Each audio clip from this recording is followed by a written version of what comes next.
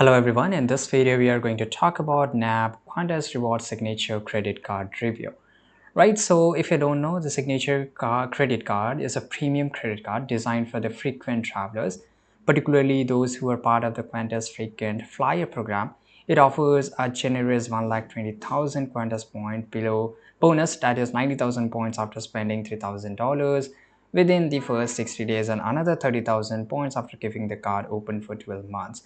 This makes it ideal for the looking to earn points for the travel, especially with the complimentary contours.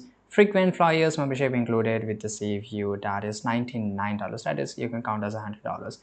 In terms of spending rewards, it earned 1 Qantas point per dollar spent up to $5,000 monthly, then 0 0.5 points per dollar up to $20,000 per statement period. This is also reduced annual fee of $295 for the first year, increasing to $395 thereafter.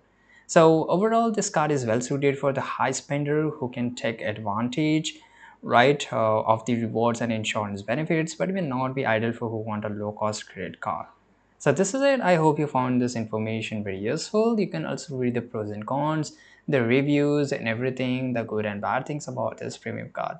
I hope you found this video very useful. Subscribe.